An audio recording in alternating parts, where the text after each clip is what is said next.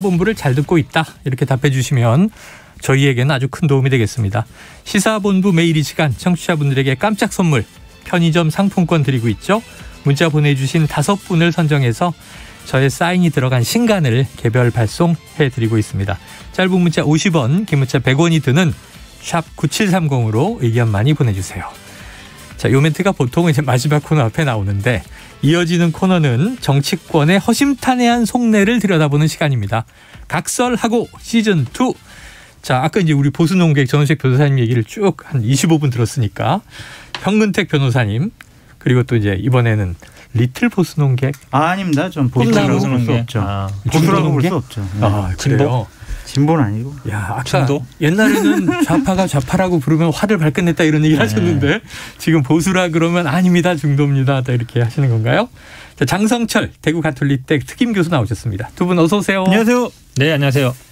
그 청취율 전화가 015잖아요. 그렇죠, 그렇죠. 국번도 있어요, 따로? 있죠. 몇 번이에요? 저는 몰라요. 아, 몰라요. 저는 아직 못 어쨌든 받아봤어요. 015 오는 거 전화 잘 받아주시면 되는 근데 거죠. 제가 들어보니까 그 풀이 이 리서치 회사에서 딱 정해놓고 패널 베이스로 하는 거라 무작위로 막 오는 게 아닌 것 같아요. 아, 그래요? 네. 아, 정해놓고 하는 거예요? 저도 정확히 모르지만 그렇게 들었습니다. 좀 도움을 좀 드리려고. 도움을 주세요. 딴 방송 가서 또 딴 그래요. 딴 데서는 안 했어요. 맞아. 라디오 나가는 게 많지 않은데. 현 변호사님 워낙 여러 군데에서 인기가 좋으셔가지고. 틀면 나와가지고. 자, 현 변호사님. 이재명 후보 욕설 파일 이른바 AI 조작설 이 기사에 많이 언급되셨더라고요. 네. 더 레프트와 싸우고 있다. 어떻게 되는 겁니까? 오늘 제가 그 더 레프트 측에는 제가 사과했고요. 사과했고. 그게 이제 저는 몰랐는데 이정열이라는 이름으로 돼 있어서 저는 이정열 판사 운영하는 계정인 줄 알았어요. 거기 보니까 이정열 전 판사 이제 이렇게 문재인 대통령, 뭐 김정일 여사, 윤석열 후보 그다음에 부인 이렇게 4명이 해서 우리는 뭐 윤석열 후보 찍겠다 이렇게 있어서 이정열 그 계정에 어떻게 올라왔냐면 이거는 문파 계정에서 본 거고 더 레프트가 만든 거다 이렇게 올려서 저는 그게 이정열 그 전 판사 계정인 줄 알았어요. 알고. 그랬는데 나중에 사람들이 알려주더라고요. 그거 아니다. 사칭이다. 그 가짜 계정이다. 가짜 계정이다. 그래서 그러면 제가 실수한 거잖아요. 그래서 올렸는데 이게 사실은요. 지금 오늘은 뭐가 문제되고 있냐면 청문 홍답에 제 명의로 된 그 글이 한 90개 정도 되나 봐요. 거기 제 사진도 올라와 있어요. 홍준표 의원 청년의 꿈 안에. 그래서 오늘 당에 사람들이 많이 물어봐요. 네가 올린 거 맞냐. 지난번에 한번 방송사에도 실수를 했었어요. 뭐 엠모 방송에서 제가 그 글을 올렸다라고 소개를 해버린 거예요. 그래서 나는 거기 들어가 본 적도 없거든요. 근데 거기에서는 그게 놀이처럼 되고 있어요. 그러니까 특정 정치인 사진 걸어놓고 이름 걸어놓고 그러면 그 사람인지 알잖아요. 그렇죠.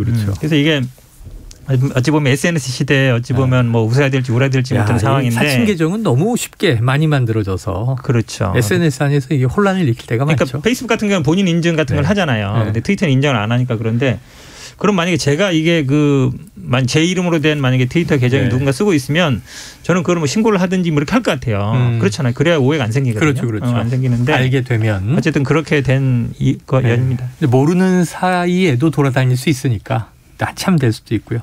자, 지금 이제 해명을 해주셨고 바로 이제 이야기로 들어가 보죠. 관련됩니다.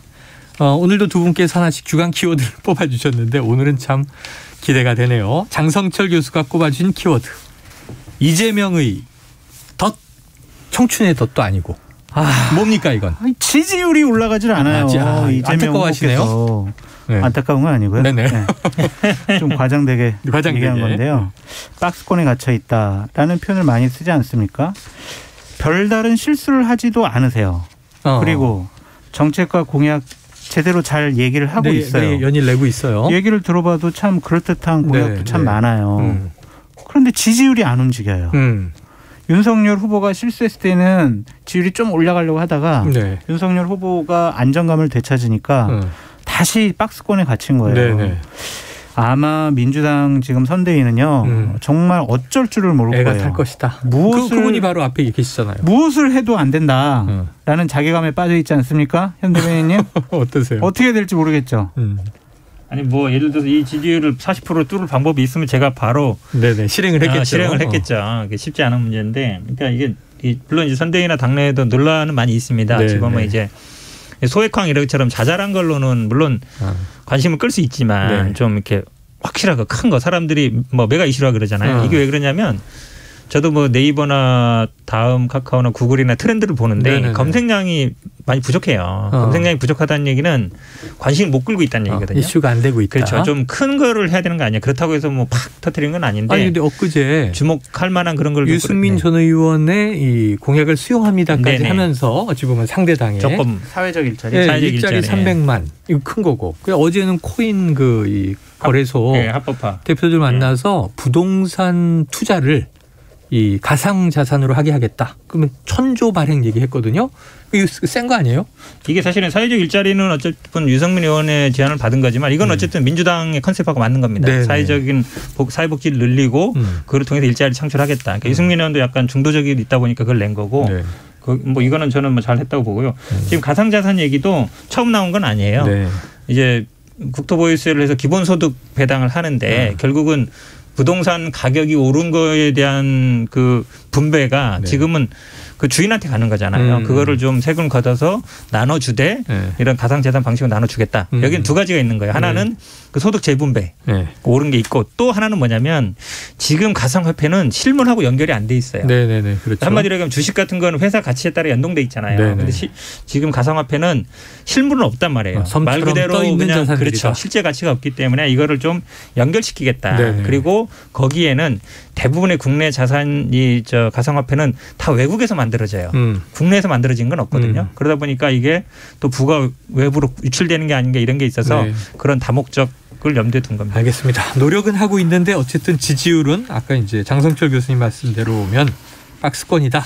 근데 지지율을 탈출하려고 네. 또 과욕을 부리지는 않았으면 좋겠다. 오히려 생각이 들어요. 그러니까 얼마 전에 어떤 대목인가요? 개헌을 얘기를 했잖아요. 네네. 그래서 4년 중임제를 얘기하셨는데 그거는 권력을 어떻게 분점을 해야 되는 것이냐. 그리고 국민들의 기본권은 어떻게 좀 더 확대하고 보장을 해야 되느냐. 네. 이러한 근본적인 문제보다 그냥 임기를 뭐 단축하거나 2번이나 할 수 있다라는 그거에 국한돼 있잖아요. 그러니까 이러한 큰 화두를 던질 때도 좀 세부적인 내용도 같이 던졌어야 되는데 이 개헌이라는 문제 중요하잖아요. 네. 중요하죠. 그런데도 그냥 비판받고 비판받으니까 그냥 싹 더 이상 아무 말씀 안 하신단 말이에요. 조금 전에 준비가 안 돼 있어요. 나왔던 전원책 변호사가 네. 스스로 만들어내는 리스크 중에 하나가 네. 말을 많이 바꾸었던 것이다. 그건 저희 많이 지적했잖아요. 문제가 있다. 그런데 네. 같은 맥락인가요? 많이 지적을 했잖아요. 저희가 뭐 여러 가지 공약들 그리고 본인이 생각했던 것들 당에서 이미 정해졌던 것들 정부에서 이미 정해졌던 것들 다 그냥 수시로만 바꾸니까 신뢰의 문제도 있는 거예요.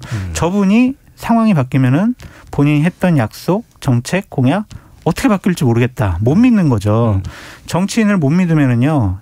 표를 줄 수가 없어요. 지지할 수가 없어요. 그러니까 여러 가지 부분들이 지금 덫에 갇혀 있다. 자, 재난지원금은 정부가 반대하니까 차기 정부에서 하겠다. 사실 그때도 무슨 얘기였냐면 이게 번복이 아니라 유보다. 우선이라 그랬죠. 그러니까 소상공인 손실보상 우선이라 그랬고 네. 지금 이제 말을 바꿨다는 게 4년 중임제 같은 경우도 사실은 이게 기본권에 대한 거나 이런 거는요 거의 합의가 됩니다. 이제 권력 구조에서 막히는 거거든요. 결국 이제 내각제냐 아니면 4년 중임제냐 그 사이인데. 이원 집정부제냐. 그렇죠. 이원 집정부제냐 있는데 저는 뭐 충분히 이번에 본인 스스로 임기를 단축하겠다 그러면 논의의 틀은 열리는 것이다. 네네. 개헌이요 아시겠지만 뭐 그동안 수십 번 얘기했지만 해결이 안 되는 거거든요. 이번 정부는 초기에는 정부 했었죠. 개헌안도 냈었죠. 국회에서 했지만 어쨌든 안 됐죠. 네. 그때 왜 걸리는지 아세요? 네.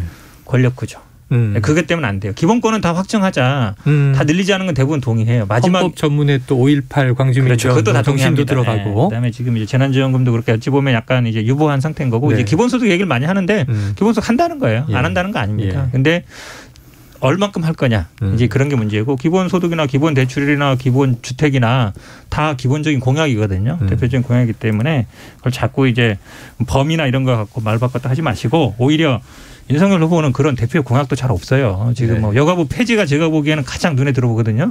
그게 대표 공약이 될 수는 없잖아요. 세상에. 그렇죠. 자, 지금 이제 여러 가지 이야기들이 동시에 나와버렸는데 다시 아까 돌아가서 처음에 저 현근택 변호사님이 해명도 있고 그랬으니까 지금 최근 이슈는 리스크가 형수 욕설 파일 논란입니다. 이른바. 근데 이게 딥페이크 영상이 아직 돈다는 게 확인된 바는 없는데 미리 돌 것이다. 이렇게 얘기를 하셨어요. 현 대변인님 이거는 뭐 확실한 근거가 있는 거예요? 이유도 있고. 이것도 저는 뭐 김어준 씨가 방송에서 한 얘기나 아니면 열린공감 TV에서 페북에서 올린 글 또 봤지만 네. 그 전에도 이제 이런 소문들은 좀 있었고요. 네, 소문 그러니까 제보 구주 과정에 가장 이제 중요한 건 이거죠. 어떤 식으로든지 간에 욕설 문제는 나올 거다, 틀 거다. 어떤 방법으로 하든지. 왜냐하면 2018년 지방선거 때도 선거 막판에 이거를 막 유포했어요. 그리고 막 심지어 막 유세차에 막 틀겠다 이렇게까지 나왔었거든요. 그 당시 야당에서. 어떤 식으로 나올 것 같고 그다음에 아시다시피 이제 AI 윤석열이 많이 나왔잖아요. 나와서 이게 얘기하고 있기 때문에 저런 방식으로 만약에 욕설을 나오면 대책이 없다. 악성으로 만든 AI가. 그렇죠. 만약에 그렇게 왜 그러냐면 윤석열 후보가 하는 거는 그건 법으로 금지할 수 있어요. 선거법이라든지 지금 선관위 해석상 전부 하는 게 아니라 그 부분만 하면 안 된다는 거니까. 근데 AI가 나와서 할 때는 지금 선관위나 입장에서는 그게 되는지 안 되는지 판단이 없어요. AI는 사람이 아니니까. 첨단 기술이기 때문에. 그렇죠. 선거운동에 해당이 안 될 수도 있거든요. 선거운동 할 수 있는 사람은 원래 사람이 하는 거니까.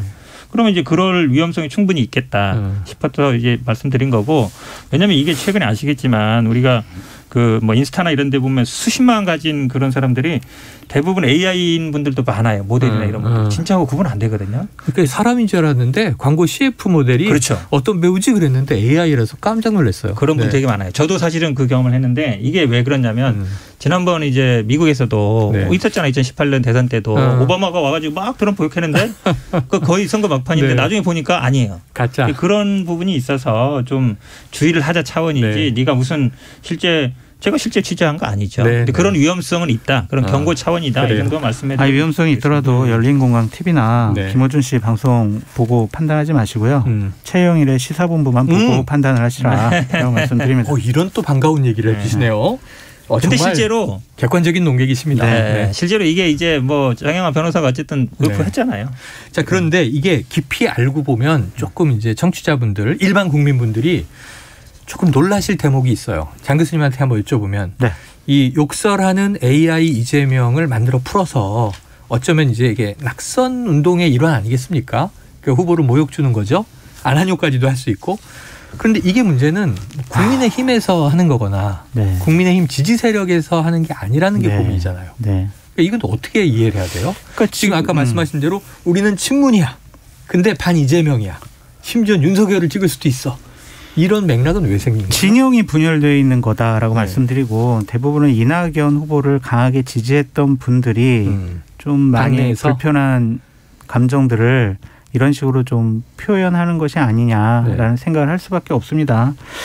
문재인 대통령과 이재명 후보는 청와대에서 한번 만났기 때문에 그리고 또한 집권 여당 후보 아니겠습니까? 강성 친문 세력이라고 하더라도 정권 교체가 되는 것은 바라지 않을 거예요. 그러니까 선거에서 이길 줄 알았는데 우리 후보가 졌다. 그걸 강하게 지지하는 분들이 상당히 좀 불편해하는 것 같다라는 생각이 듭니다. 자, 그래요. 지금 이제 또 다른 덫이 있습니다. 이 민주당 또는 민주당 일부 뭐 정치인과 불교계가 갈등 중인데 내일 전국 승려대회가 있을 예정이고 이 해일 스님이라고 하는 분이 정청래 의원이 탈당을 안 하면 2월에는 소지 공양을 하겠다. 이게 조금 이 불교 용어입니다만 약간 좀 섬찟한 얘기입니다. 자, 정부에 불만이 쌓여온 불교계 정청래 의원이 또 봉이김 선달 발언을 국감 때 하면서 이제 터진 것 같은데 그동안 이 불교계가 좀 섭섭할 만했다고 보시는지 요거를 일단 저 오디오로 한번 듣고 와서 이야기를 이어가겠습니다. 글쎄요, 뭐 이해관이 가지고 했다고 그런 얘기를 했다고 이걸 페이스북에 올리신 걸 보고 또 저도 조금 의아스러웠는데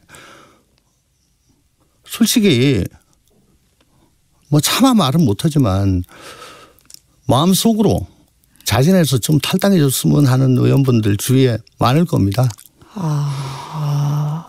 선당후사 하잖아요. 지금만큼 선당후사가 필요하다고 언제입니까? 사랑하기에 헤어졌노라 뭐 그런 얘기도 있지 않습니까? 자, 뭐 정청래 의원이 억울한 점도 있겠지만 그래도 선당후사라는 지금 미명하에 사랑하게 헤어졌노라를 요구하는 얘기가 같은 당 안에서 나왔습니다. 최영일 앵커님도 말 조심하셔야 돼요. 정청래 의원이 억울하다 그러면요.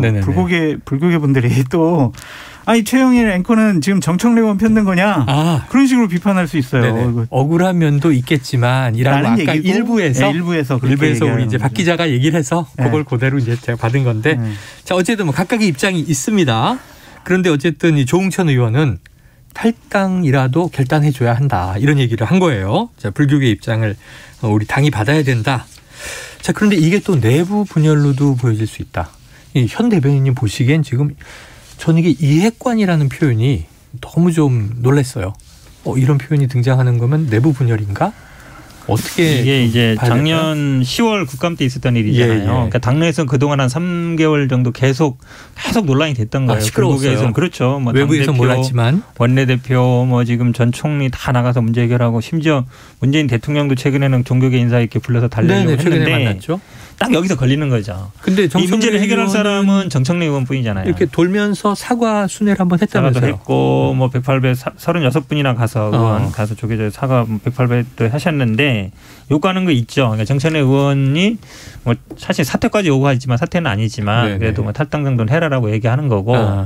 근데 정청래 의원이 이제 못하겠다고 한 거잖아요. 네네, 근데 그렇죠. 이제 이거를 이제 오픈 그전에는 당내에서 계속 논란이 됐었어요. 계속 논란이 됐었는데 이번에 한마디로 얘기하면 쓰지 말아야 될 용어를 쓴 거죠. 이해관이라는 용어가 사실은 뭐 탈당 요구하는데 나는 안 하겠다고 했다라고 하면 되는 건데 우리가 이제 인혁관 얘기가 나온 거 알잖아요. 그렇죠. 어쨌든 이게 잘 계속 뭐 익명의 인터뷰를 하고 이러면서 윤핵관이라는 단어를 이제 민주당에 썼던 건데 이분이 이게 써버리면 그렇죠. 민주당도 똑같은 거 아니냐 이제 이런 프레임이 가능한 거라서 저는 요거는 제가 보기에 이핵관은 말실수다. 그리고 뭐 저도 뭐 제가 무슨 권한이 있겠습니다만 이 본인이 해결 안 하면 해결할 사람이 없어요. 네. 대통령도 나섰어도 잘 안 되고 이재명 후보가 나설 수도 없는 문제고 당대표 원내대표 뭐 전 총리 다 나서지만 본인이 어쨌든 본인이 했던 발언이기 때문에 그러니까 두 가지 발언이죠. 그러니까 통행세라는 말을 했고 사실 이게 문화재 관람료거든요. 그거를 뭐 또 봉이 김단달이라는 표현을 했기 때문에 당연히 화낼 만해요. 그래서 정청래 의원이 결단을 해주는 수밖에 없어요. 다른 방법 없어요. 선거가 왜냐하면 진짜 뭐 1, 2% 싸움인데 불교 특히 영남의 분들이 되게 또 강하시잖아요. 맞아요. 그래서 저는 정청래 의원이 뭐 해결하시는 수밖에 없다고. 자, 어떻게 할 것이냐 이게 방법이 남는데 지금 뭐 우리 청취자분들 게시판에서도 각각의 입장이 다 이제 갑론을박이에요. 0911님은 정청래 의원은 대국민 사죄하라 이렇게 이제 사과를 촉구하시고 또 다른 청취자 8452님은 정청래 의원 틀린 말 없는 것 같은데 자꾸 사과하라고 거기에 동조하는 건 뭔가요? 이렇게 또 반론도 내시고 이 입장이 또 다 있습니다. 자, 그러면 장 교수님 어떤 해법이 있을까요? 저는 정권 교체를 지지하고 원하는 입장에서 정청래 의원이 소신을 굽히지 말아라. 지금처럼 계속 탈당하지 말고 내가 뭘 잘못했냐라는 식의 대응을 강하게 하시라. 그게 정청래 의원답다라고 얘기하고 싶지만 역자문이라 그래야 되나? 역자문. 하고 싶지만 이게 불교계에 계신 분들을 모욕한 거예요. 그러니까 통행세, 문화재 관람료를 통행세라는 표현을 썼잖아요. 그거는 돈만 하는 집단이라는 식의 인식을 불교계에 줬을 거예요. 그러니까 스님들께서는 그것이 되게 정말 모욕감 느끼고 불쾌하고 기분 나쁘고 속상하고 그런 것들이죠. 사과는요. 그분들이 원하는 방식과 원하는 내용을 갖고 하면 돼요. 스님들이 뭐라고 하십니까? 정청래 의원 빨리 탈당시켜라. 빨리 이 문제 해결해라. 근데 본인이 안 하잖아요. 그럼 이거는 해결될 수가 없는 거죠. 이재명 후보가 뭐 이해관 보내서 이렇게 하라고 해도 안 하면은 그냥 뭐 선거 우리 져도 돼라고 정청래 의원이 생각하는 것이 아니냐라고 생각할 수밖에 없습니다. 그래요. 여기까지 또 정리해보고 다음 이슈가 있습니다. 자, 지금 이제 각설하고 시즌2 현근택 변호사 지금 이제 민주당 이재명 후보 선대위 대변인이십니다. 또 장성철 대구가톨릭대 특임교수 각설하고 시즌2 함께하고 계신데요. 이야기거리가 너무 많아서 자, 현근택 대변인이 뽑아주신 키워드는 아까는 이재명의 덫, 이번에는 윤석열의 늪. 야, 단자로 덫에 대응하는 늪이 나왔습니다. 자, 어떤 얘기예요? 지금 이제 지난 주말에 아마 이제 방송된 뭐 MBC 방송에 대해서는 여러 가지 의견이 나눴는데 그때 당시 기억하시겠지만 MBC는 9가지 중에 5개인가는 스스로 이제 포기하고 2가지는 안 된다 그랬고 이게 2가지만 한 거거든요. 물론 그 9가지가 전부의 방송은 아니지만 내용은 아니지만 그래서 MBC도 좀 소극적이었고 그러다 보니까 이제 보도 안 된 것이 서울의 소리라든지 열린공원 TV 통해서 쭉 나왔잖아요. 근데 이게 이제 끝이 아니라는 거죠. 끝이 아니라 이제 아마 열린공감 TV에 대해서 지금 중앙지방법원에서는 굉장히 폭넓게 인정을 해줬는데 그렇더라고요. 그 이유가 저는 굉장히 자세히 봤는데 보면은 이유들이 이거는 다 검증 영역이다. 사생활이든 그런 뭐 동거 의혹이든 검사와 관련된 거든 심지어 뭐 도이치모터도 수사에 대한 거든 도이치모터 수사에 대한 거는 서부지법에서는 금지했던 거거든요. 그러니까 다 그게 검증의 대상이라는 거예요. 심지어 보니까 뭐 허위 경력, 이력이라든지 그런 것도 다 검증해야 된다는 거예요. 굉장히 폭넓게 본 거거든요. 그러니까 물론 법원에 어떤 우열은 있지 않습니다만 그래도 우리나라에서 제일 큰 법원입니다. 중앙법원이. 그렇잖아요. 그래서 어느 정도 약간 리드하는 경이 있거든요.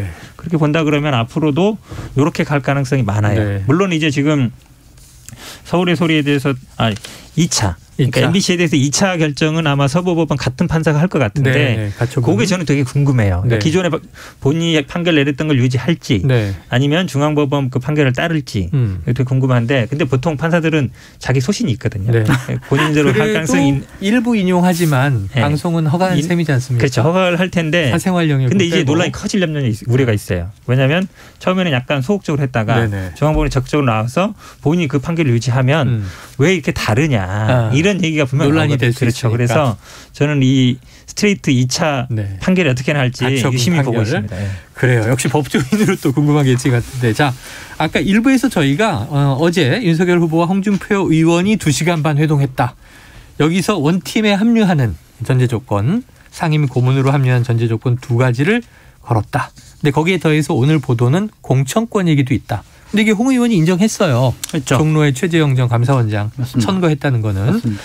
자, 이 조건들에 대한 이준석 대표가 또 오늘 아침 인터뷰에서 얘기한 바가 있는데 듣고 와서 이야기 나누죠. 저는 선언을 하진 않을 거로 봅니다. 그러니까 우리 후보가 지금 지난 MBC 스트레이트 보도 이후에도 상당히 겸허한 자세로 국민들에게 이제 반응하고 있고 그리고 후보자의 배우자도 그 제작진 측에 알려왔던 것이 문제가 되는 발언이 있다면 그거에 대해서는 좀 유감을 표명한다는 취지로 이야기했기 때문에 저는 지금의 기조보다 후보가 더 낮게 간다는 것이 무엇인지 잘 모르겠습니다. 자, 듣고 오셨는데 처가 비리 엄단 선언 이게 2번째예요. 첫 번째 이제 국정 능력에 대한 또 입장을 밝혀달라 이건데 이게 못 받을 조건인가 싶기는 해요. 본인도 털고 가기에 좋은데. 그렇죠. 왜냐하면 왜 본인이 제가 보기에는 그동안 공정과 상식 그다음에 정의 특히 정의 부분의 핵심이 이제 수사에 대한 거거든요. 재판 사법권의 행사인데. 법 앞에 뭐 가족도 예외 없다 그렇죠. 이런 얘기를 계속 했었잖아요. 그렇게 얘기해왔는데 이준석 대표가 그렇게 선언하지 않을 거라 본다 그러면 지금 검찰총장 시절에 수사가 안 됐고 나와서 대선 후보인 때도 야당 후보 가족에 대한 게 수사해야 되느냐 이러고 있는데 만약에 대통령이 된다 그러면 다 묻겠다는 얘기잖아요. 지금 수사하는 것도 다 안 할 수 있다는 얘기를 했는데 저는 요거는 다 받을 줄 알았거든요. 왜냐하면 그게 국민들한테 신뢰를 주는 거니까. 왜냐하면 조국 장관 수사할 때와 똑같은 기준으로 대라는 게 지금 요구니까 철저히 수사하겠습니다라고 할 줄 알았는데 이거를 하지 않겠다라는 얘기는 제가 보기에 이준석 대표가 좀 위험한 발언이다. 너무 나갔다라고 생각합니다. 그리고 지금 얘기하는 국정 운영 능력이라고 표현했지만 결국은 재보궐선거 공천권 달라는 얘기잖아요. 대구는 자기 친한 사람. 그다음에 종로도 지금 최재형 자기 선대위원장 했던 사람 달라는 얘기잖아요. 2개나 5군데 중에. 이게 무슨 국정 능력하고 운영 능력하고 무슨 관계가 있어요? 잘 모르겠어요 저는. 자, 그래서 지금 어제 이게 정치적으로 해석이 되면 사실은 또 뭔가 이제 이권을 나누자는 제안으로 들릴 수도 있기 때문에 자 어제는 윤석열 후보는 이제 원팀으로 들여야 되는 입장이니까 검토하겠습니다. 적극적으로 검토하겠습니다. 한 것 같은데 그 이후의 후문은 윤석열 후보가 부글부글 끓었다. 왜요? 왜 그랬을까요?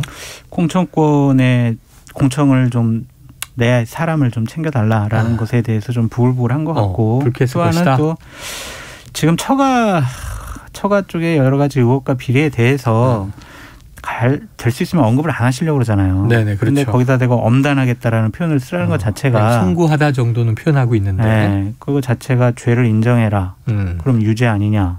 그러면 감옥 가야 된다. 이런 식의 법률가적인 생각을 갖고 있을 것 같아요. 윤석열 후보가.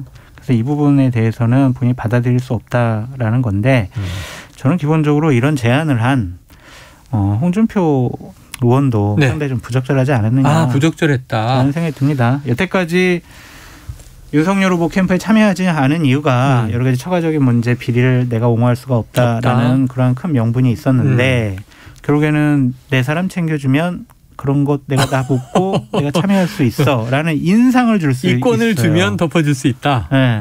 그리고 또 부적절한 게 뭐냐면 홍준표 의원이 계속 무슨 얘기를 했었냐면 당무 우선권이 있다. 네네네. 그리고 공천권은 당대표한테 있다. 네네. 윤석열 후보는 대선 후보지만 관여하지 마라. 이런 식의 얘기도 했었거든요. 네네. 그런데 대통령 후보 윤석열 후보한테 공천권 2개 내놔 이런 식으로 얘기했잖아요. 이건 부적절한 얘기죠. 본인이 여태까지 주장해왔던 것과 행동이 다르잖아요. 이건 이율배반적인 건데 왜 그러셨을까? 너무 아쉬워요. 정치를 너무 잘하는 거죠. 아무리 뭐 당대표라 하더라도 지금 흘러가는 모양새를 보니까 원래 당무 우선권은 선거에 대한 거지 이 대선에 대한 거지 재보궐선거 공천에 대한 건 아니에요. 뭐 혹은 이후에 지방선거는 그렇죠. 어떻게 될지 모든 모르고. 의원들이 다 줄 섰기 때문에 어차피 결정은 윤석열 후보가 하겠거니 생각하는 것이고. 하고 딜을 한 것이다. 그렇죠. 그다음에 또 윤석열 후보의 단점이 뭐예요? 정치를 잘 모르잖아요. 이런 얘기를 했을 때 예를 들어 정치 오래 한 사람들이라면 이거 받으면 안 된다 자를 수 있는데 감을 잡고 이거 윤석열 후보가 지금 약간 궁한 처진 거 알잖아요. 그러니까 홍준표 후보가 던진 거죠.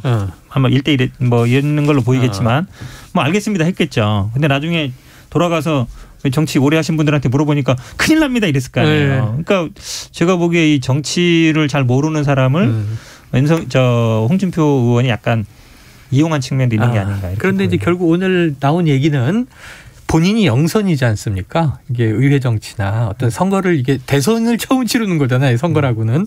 그러다 보니까 공천권은 내가 행사하지 않겠다. 그건 당에 일임한다. 이렇게 얘기하면서 이게 사실상 거절로 돌아간 것 같아요. 거절이죠. 그렇죠. 자, 그러면은 홍준표 의원은 합류 안 하겠네요? 참여 안 할 가능성이 많습니다. 조건이 다 부결됐으니까. 얘기한 뭐 약속을 뭐 조건을 받아들이지 않는다면 이것은 본인이 참여할 명분이 없어지는 거죠. 그런데 또 이럴 수 있죠. 정권 교체를 위해서 제가 그냥 모든 걸 접고 돕겠습니다. 라고 홍준표 의원이 얘기할 수도 있다. 그렇거나 아니면 더 강한 비판 세력이 되거나. 수도 있어요. 지금 홍준표 의원이 뭐 대구시장 얘기나 경기도지사 얘기도 나오거든요. 대구시장 한다는 얘기는 차기 안 한다는 얘기예요. 경기도지사는 차기를 한다는 얘기거든요. 자기 사람 챙기는 것보다 내 거 챙기는 게 더 우선일 수 있어요. 그러니까 만약에 재보궐 아니지만 만약에 경기도지사 공천 준다 그러면 또 받을 수도 있지 않을까요? 정치라는 게 제가 보기에는 도지사를 뭐 이미 지내셨는데 대구시장도 광역이잖아요. 그렇죠. 같은 이제 이 광역자치단체장인데 대구시장을 받으면 차기 없고 경기도지사를 받으면 차기 간다. 실제로 대구시장하고 뭐 대구라든지 광주시장하고 대선 가긴 쉽지 않아요. 구도상. 저희 얘기가 서울이나 수도권에서 해야죠. 여의도에 떠돌아다니는 얘기인데 홍준표 의원께서 저런 선택을 하지 않을 거라고 생각이 듭니다. 알겠습니다. 아이고 나누고 싶은 얘기가 너무 많은데 시간이 다 갔네요. 오늘 각설하고 시즌2 끝까지 달려봤습니다. 지금까지 현근택 대변인 그리고 장성철 대구 가톨릭대 겸임교수였습니다. 고맙습니다. 고맙습니다. 자, 오늘 준비한 소식 여기까지고요. 편의점 상품권 받으실 분 8592-2315